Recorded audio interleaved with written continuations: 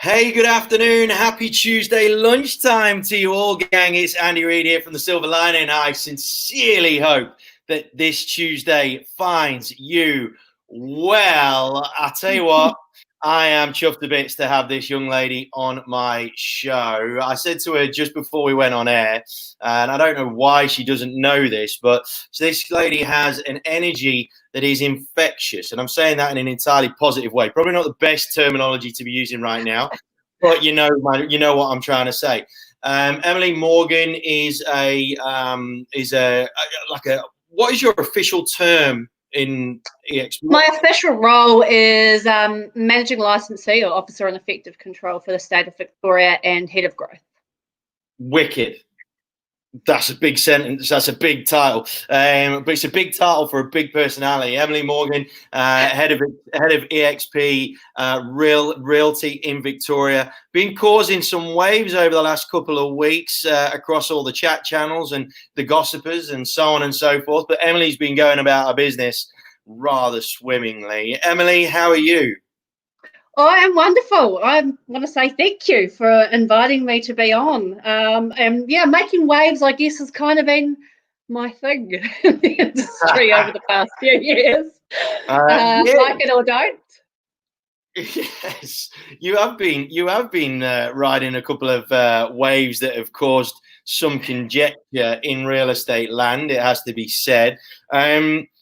Before we crack into it, though, firstly, you thank me for being on the show. I just thank you for sharing your energy with us. It's so greatly appreciated. I'm sure everybody that will watch this over the journey will definitely gain from just being in your presence. But give us a bit of an MO as to who is Emily Morgan. Give us the highlight reel as to who you are, what you're about, where you're from, and where you are now. Well, I'm always human first. So I am Emily, and I am a mother of two wonderful children.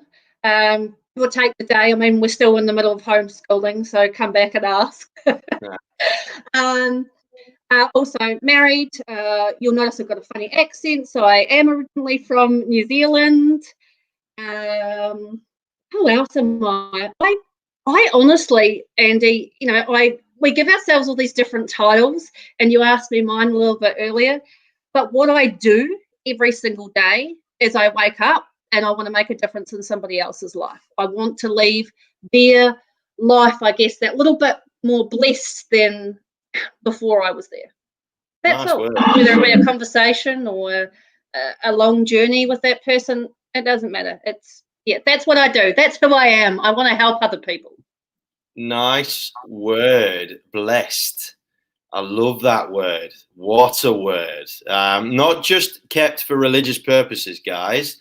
Emily is definitely one of those types of people that has a genuine energy about her that just means that you can tell that she wants to help people, and it's something that it's not as rare as people think, but I definitely feel that it is quite rare for people to show it as quite as much as what Emily does. And I'm saying that in an entirely positive way towards Emily. Now, so let's talk career for a second. Have you always been in real estate? Funny. I was a single mum when I started in real estate, and I at the time I was working in a factory, and I looked at this little 18-month-old baby and thought, who do I want this person to aspire to be? And it wasn't the person that I currently was at that time. So I changed it. I still remember telling my father I was going to go into real estate. He laughed at me and told me that real estate was for rich people or people who had come from wealthy backgrounds, very interesting now, nearly 14 years later. And he wouldn't have actually had me do anything else now that I have been doing this for so long. But yeah, it's kind of always been real estate in some form or capacity, whether that be training and development in a leadership or management capacity, whether that be listing and selling, recruitment, seminars, all that good stuff. I love it all, but it always seems to lead back to real estate in some capacity.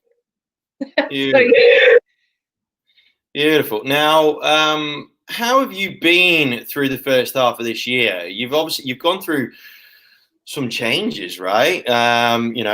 Personally, professionally, all of the above. Obviously, being a mum, first and foremost, presents its own challenges. How's the first half of this year been for you?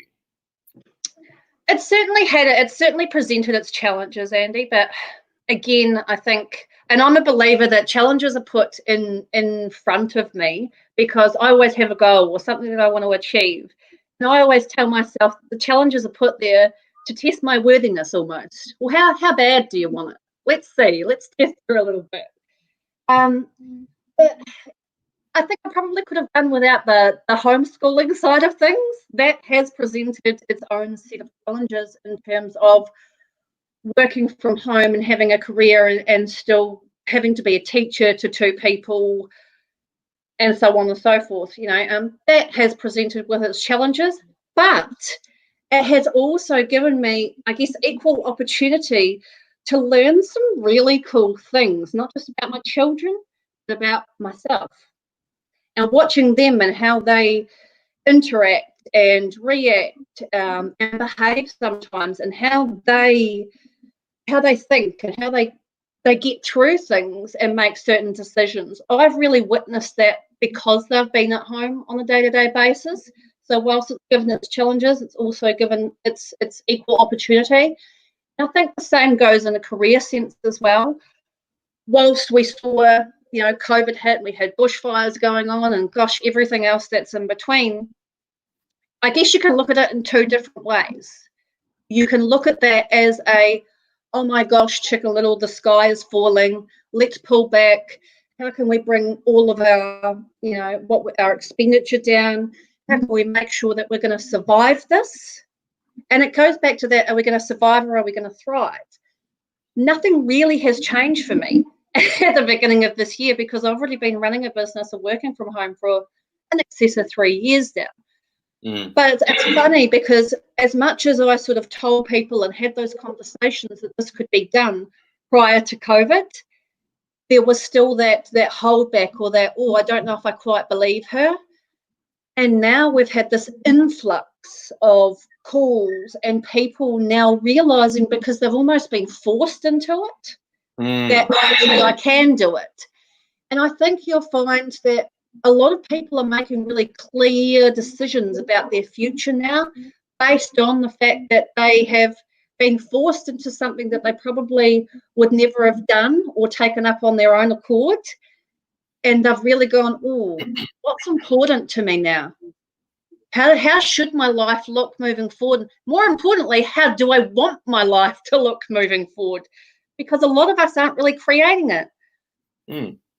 Interesting. I don't see you as an enigma as such, but what I do see you as is someone who makes their decisions based on either a priority set or a value set that is quite different to a lot of people, and that's possibly and is probably why within the real estate sector you've made some decisions that loads of people wouldn't have. Oh yes, people. So and I personally, looking at having had you on my radar for quite some time, and then getting to know you a lot more over the last few months to a year.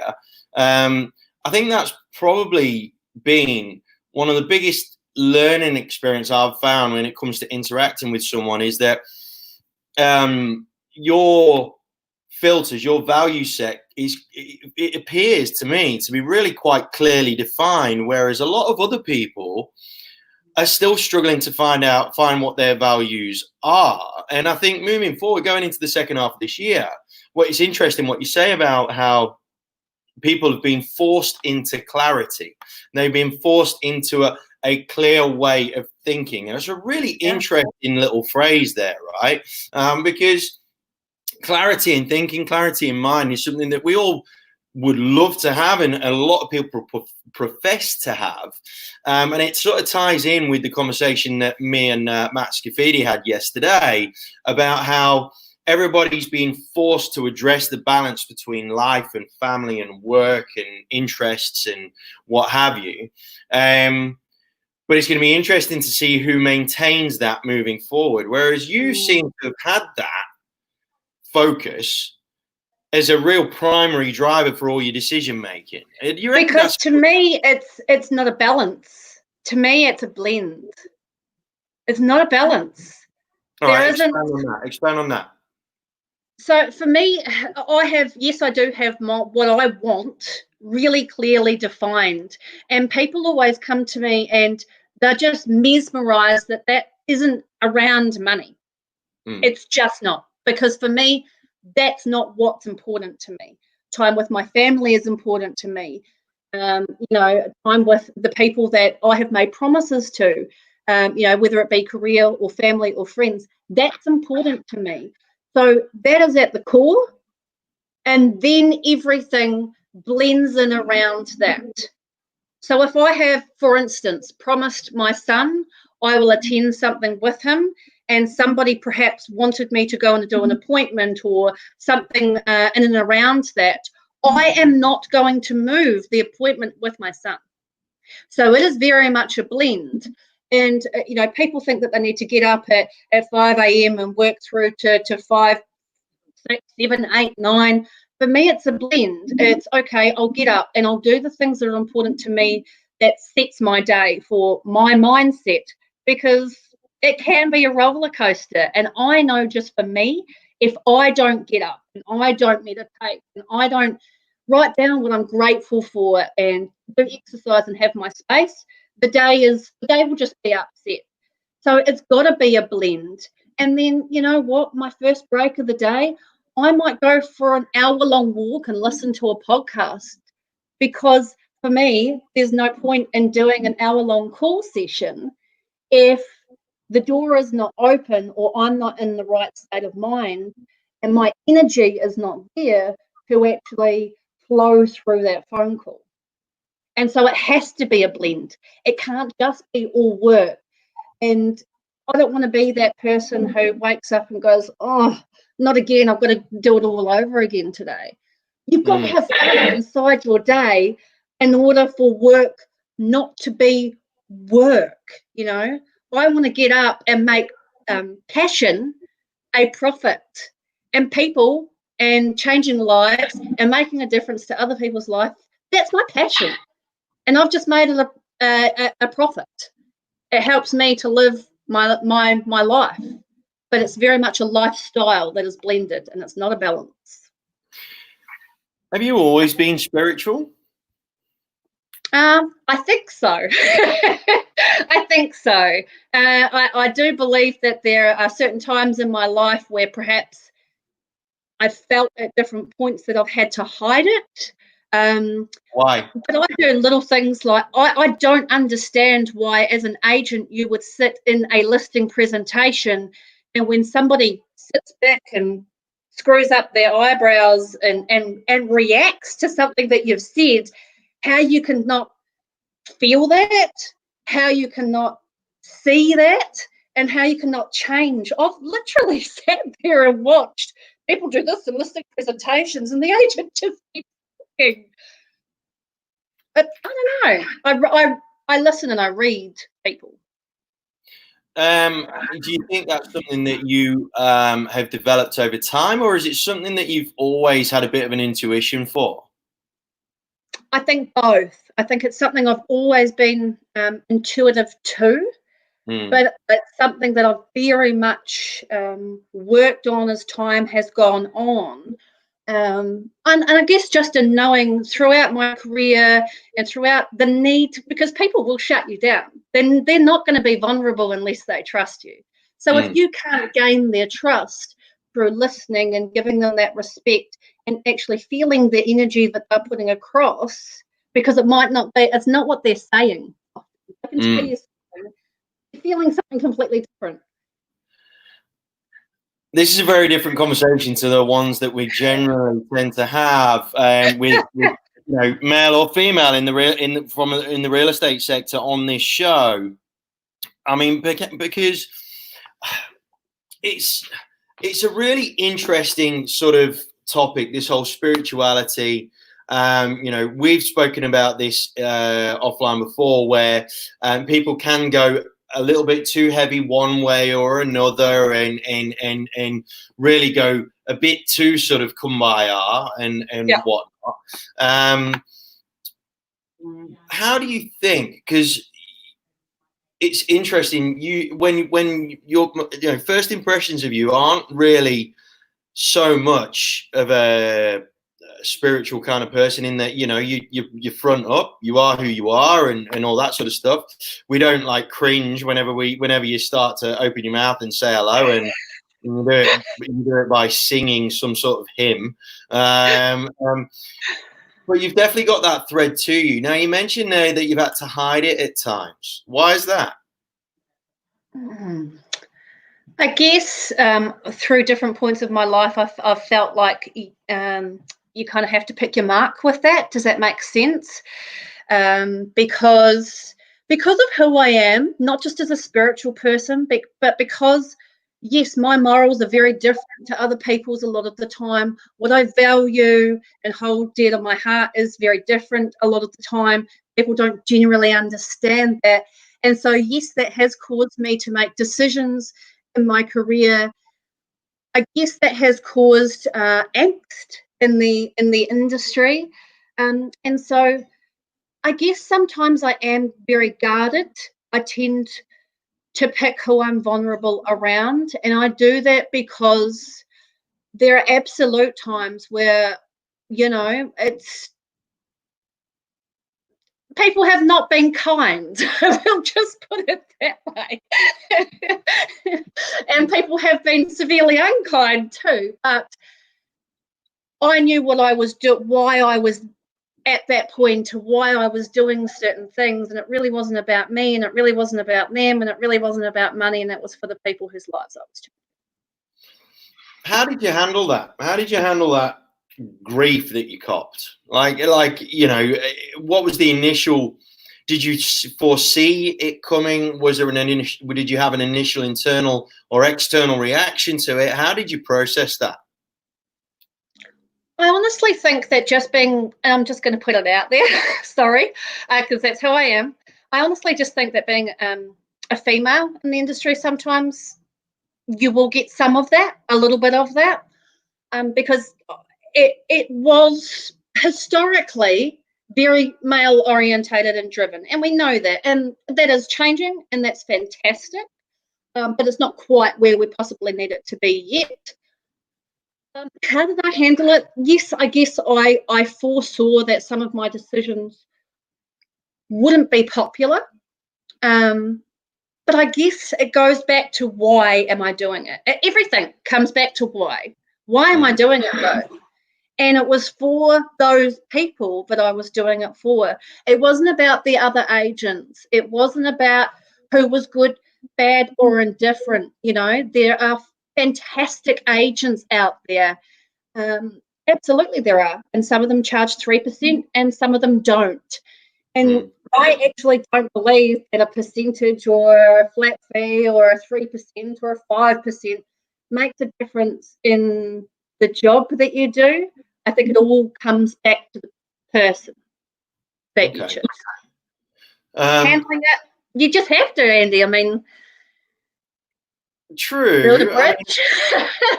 True. Suck it up. Yeah, look, and I mean, yeah, and it's an interesting point, because you talk about sucking it up and that terminology and what have you, and it sort of ties in with the whole theme of this series, to eradicate some of that real habitual language about just writing it off and sacking it off and just starting whatever. I try to see things. I always, when people are upset with me, I always try and see it from their perspective rather than I'm right, you're wrong. I always go, oh, why is this person upset? If I was in their shoes, would I be upset? Why would I be upset? And so I understood from their perspective why they were unhappy with me. I got it. I understood. But in fact, I still didn't care because it wasn't about them and it wasn't about me, ultimately. And some of the time I felt like they were making it about themselves, like they were making it about who can lift more, beat my chest type of, and I'm just not that person. It's not about how much you can list, how much you can make, because you can make $1 million a year and have pissed off every single person whose life you didn't really change. Absolutely. Now, talk to me about the second half of this year, right? How do you not foresee it playing out? Because ultimately, none of us have got the crystal ball. It's changing incredibly rapidly.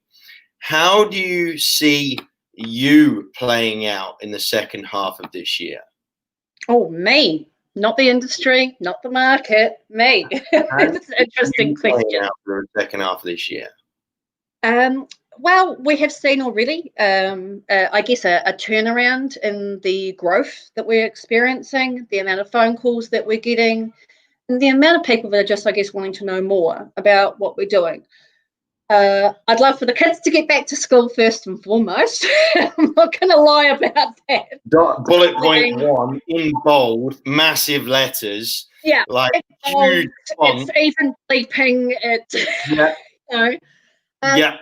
happens. That's going to allow a little bit more space than what I've potentially had up until now, because it's not something that I've really been able to delegate, whereas I probably would have delegated that in another world. I haven't been able to do that. So me in the second half of the year, I see a huge amount of growth and expansion, not just for the company and my career, but myself as a person as well, because I think that we always need to continue to grow as human beings, not just within our career, because I believe that one helps the other.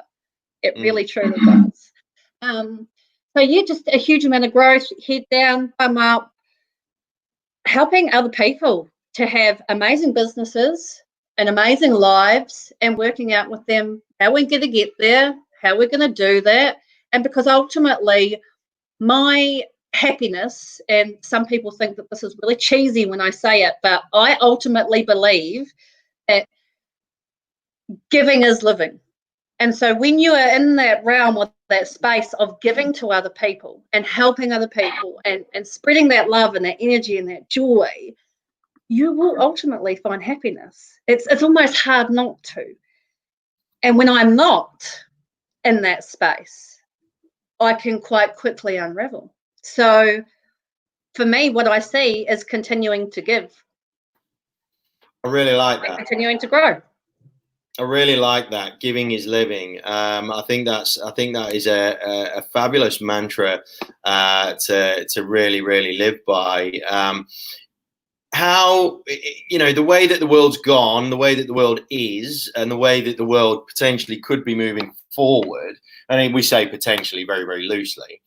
How do you feel that your giving nature will stand up to, because it's been I've had a few really interesting conversations within the last sort of 24 hours of being back.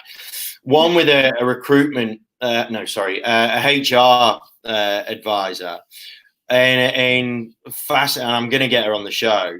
She made a fascinating observation, because I felt that from a business point of view, not just real estate, from a business point of view, the employers would have to become a bit more trusting and, be a bit more flexible in their operations in order to accommodate the talent, because of the fact that there's still restrictions, there's still, kids still at home, so on and so forth, right?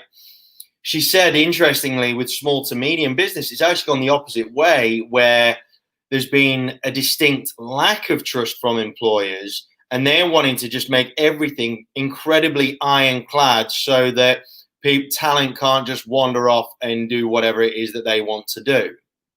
Now, with your Wow. giving nature and your giving, with your giving nature and your giving disposition, and your mantra about giving is living, how do you feel that that's going to stand up to potentially, a bit more of a selfish kind of environment, given the fact that a lot of people have lost a lot of money and will continue to lose a lot of money, and that being a key driver for people's decision making? I think it will all go back to because yes, people will feel certain ways, and how they are feeling will come out in a lot of circumstances. But again, it goes back to, why is that person feeling that way? Why are they reacting the way that they are? And how can I help them? Because once you actually understand that, and then relay to them that that's what you're actually hearing, and you're listening to them, they will open up. They will become vulnerable. And I agree with you. What I have found historically and now is people want to have that control, and they want their employers to. I want to see how they're working and what they're doing every hour. But you are never, ever, ever going to get somebody's best if the first thing that they feel is your mistrust in them.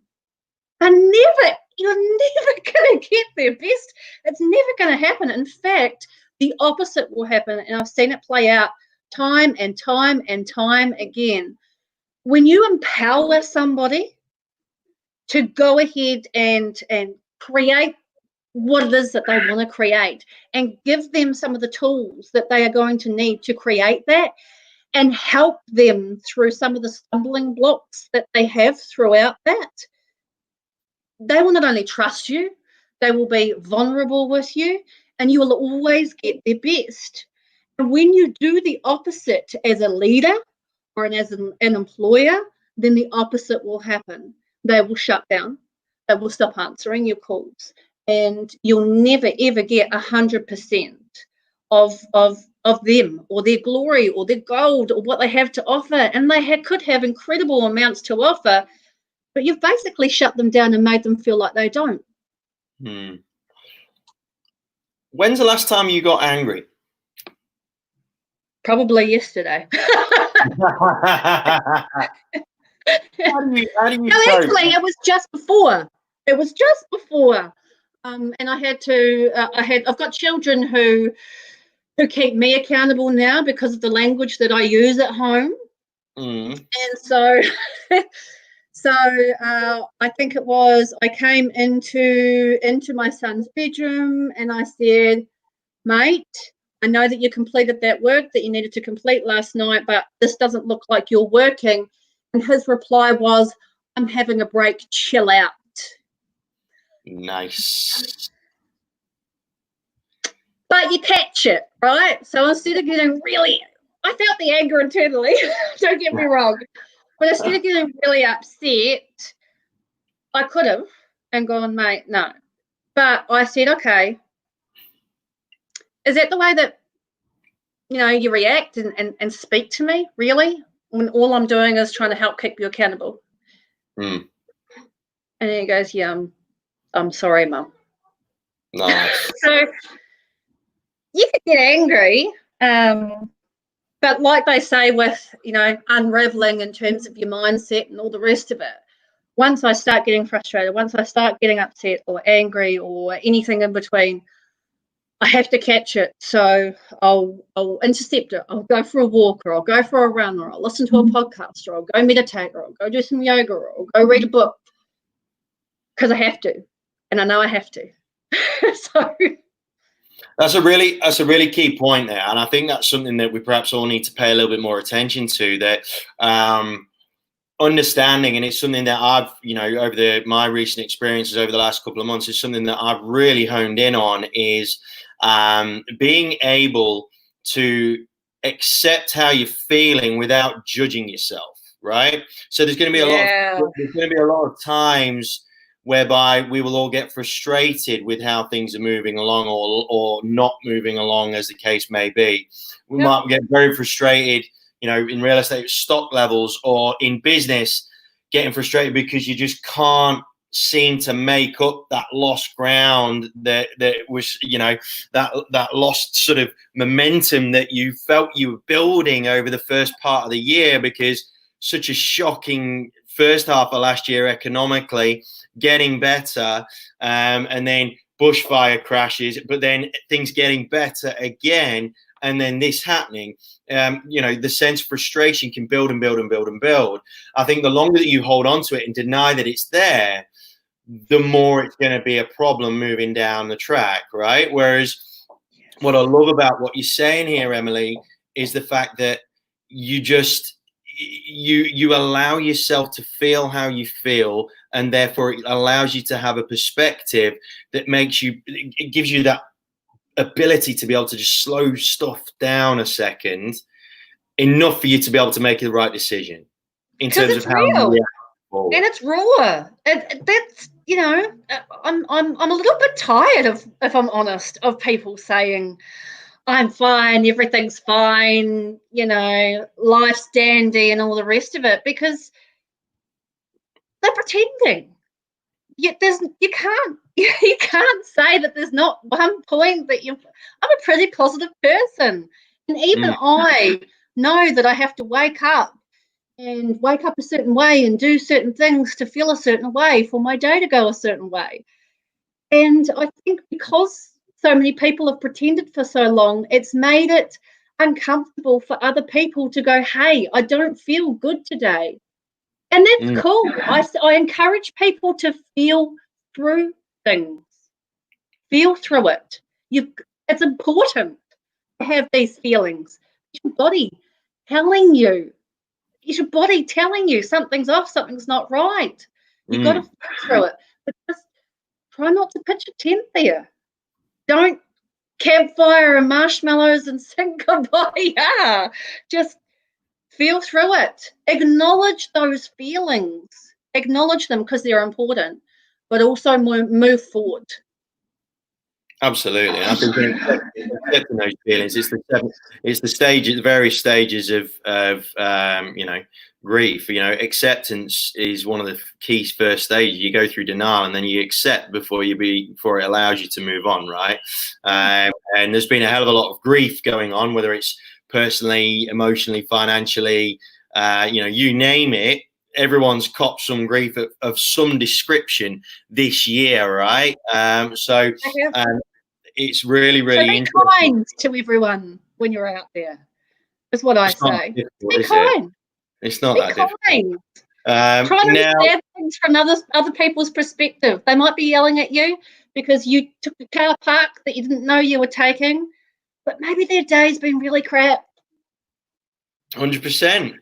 And again, Matt said something very, very similar. Like he said an example where a client gave one of his juniors a bit of a roasting purely because he didn't put one point. We're not talking about all the pointer boards. He didn't put one pointer board out, right, for an open for inspection. Guy laid into him, and the young lad couldn't understand it. And Matt said, well, let's just process this, right? What you've got to understand is that this guy's going through a separation. Like the relationship that he had is dissipating. There are so many more factors at play. Life's changing. He's losing money. He's thinking your lack of a pointer board might be an extra 10 grand that he doesn't get now, or it's going to take extra long to get out of this house and relationship. We have to learn as human beings to try and understand each other a little bit better, I think, rather than I don't care how that person feels or what they're going through.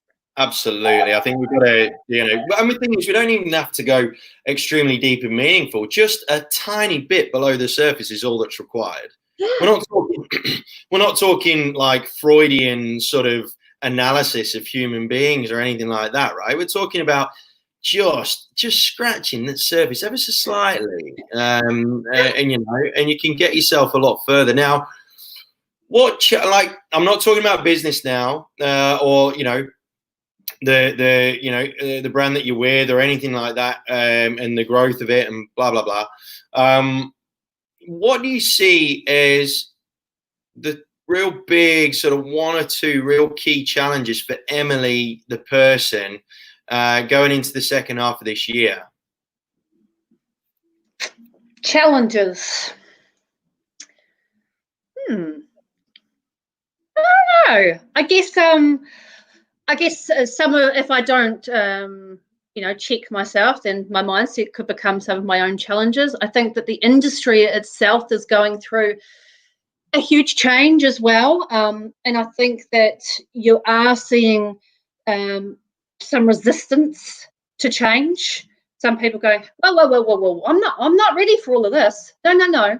I wasn't expecting this for another 10 years or so. And so you will see some of that resistance, but again, it's about communicating or conversating through that. So you probably get a little bit of that. I think that you're actually going to see still a huge amount of fear in the second half of the year. And I know that we're at a point now where things are starting to ease, and a lot of that fear could seem to be leaving. But I think you're still actually going to see a lot of that come into the fold in that latter part of the year. And I think, firstly, the media is going to have a lot to do with that. I mean, I don't have television in my house. I actually changed where the TV is so that they can't even plug it in for that very reason, because I don't want to know, because it's all feeding into that fear tactic scenario, and that's why I don't watch it. I don't want to see that, housing prices are going to go down 33%, because I just don't believe that. I just don't. We can't build. Yes, they're going to lift the restrictions of people coming into the country. And at that point, again, we'll go back to the scenario of not being able to build the houses fast enough for those coming into the country or into the city. So you're going to have a lot of fear. And I think that you're going to start to see, and I don't believe that we've seen it yet, you'll probably start to see that crunch from COVID, where people have lost, or they've had challenges, or there's a lot less funds, there's lifestyle changes that need to be made, and resistance to those lifestyle changes. You're going to see people that are going to have to sell their homes reluctantly. You're going to see, from the stressed point that has been, probably still some breakdowns of relationships, and maybe even relationships inside of companies as well. And so I think that fear is going to come with a lot of that sort of enforced change. But I also don't necessarily think that that's a bad thing. Last question.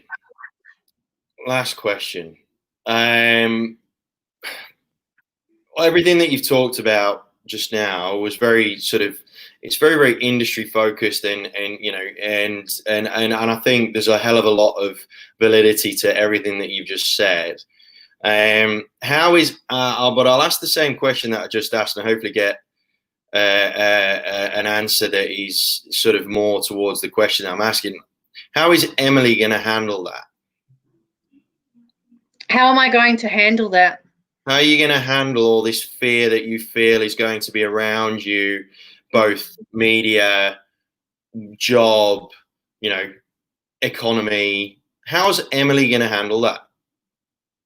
I guess it's never been quite as big as perhaps what it is now. And so there's a little bit of the unknown there.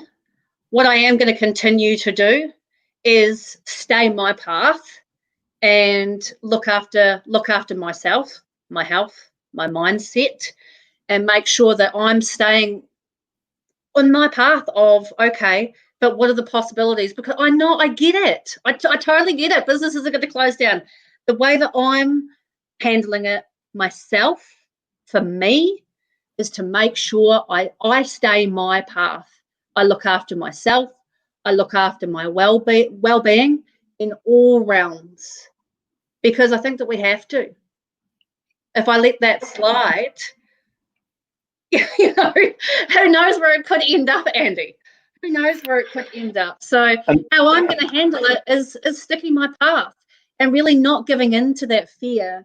And, to be honest, originally I probably started to a little bit at the beginning of COVID, and watching all the numbers. And my husband said, why are you watching the numbers? You don't do this stuff. and he caught me. So it's not just being accountable to myself, but I have 3 people around me who make me accountable to what I speak, what I say, and make me accountable to my word, not just me. And so sticking my path, being accountable, not giving into that fear, because once you give into that, it could be a real sort of downward spiral, particularly for me. And I know that. So I'm not going to go there. And yeah, those challenges are going to come up, but instead of problems, I try and see solutions. All right, there's the issue that is, but over here, what's the possible solution to it? Try and think solutions. And I think that's the best thing about what you just said there, and it's kind of something that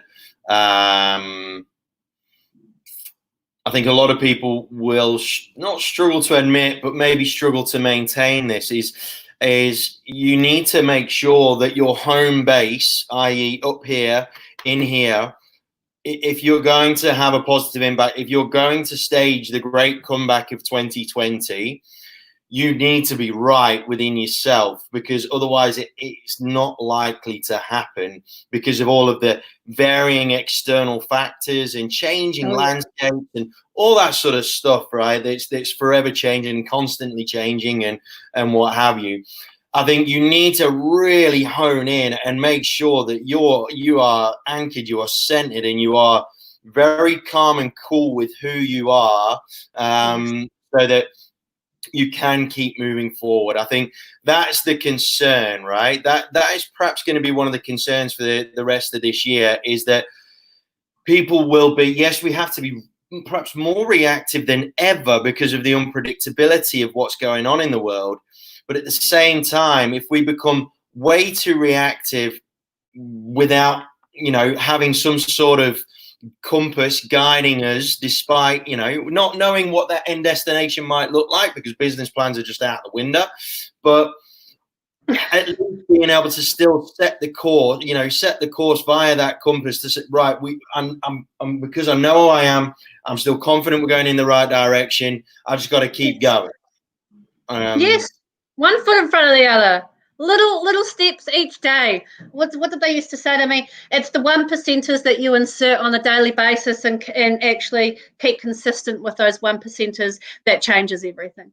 I love it, man. I think that's a really, really good point to make. And I think it's something that a lot of people need to hear, is that it's not a case of being selfish. It's a case of being self-centered, and therefore allows you to become more selfless with everything that you are doing. And I think that's absolutely... If I don't have this sorted, how can I possibly go out and tell somebody else that they can? Yeah. Or that that's doable, or that you can have this, or, and if I'm not continually, do not get me wrong for 1 second, nobody is perfect. Not one single person on the face of the planet, Gandhi, Mother Teresa, no one is perfect. And we are always continually working on ourselves. But that is the key. 100%. What a great way to end this fabulous show. Emily, you've been an absolute star. Thank you so much for joining us and sharing some of your light. It's wonderful to bask in. It really, really is. Before I let you go, is there any sort of final things that you want to sort of say to the crowd, but that might help them moving forward? Have you got any final comments or anything? My final comments are: giving is living. Yes, there'll be problems, but think solutions. Don't be reactive. And above and beyond all, be kind. Try and see it from somebody else's perspective, because the world really does need more of that. Beautiful. Oh, what a way to put a nice little bow on this fabulous gift that you've given us. Thank you so much, Emily. You take care. Enjoy the rest of this year. And I'm really looking forward to seeing how you and your wonderful energy rocks and rolls through the next half of this 2020. Guys, you can find Emily very, very easily via Facebook. Very, very, very easy person to find everywhere. I highly encourage it. If you're looking to speak to someone openly and transparently about your energy or whatever, I think she's a fabulous person to get in touch with. But for now, gang, from Emily and myself, that's the silver lining for today. You take care, and we will see you real soon. All the best, gang.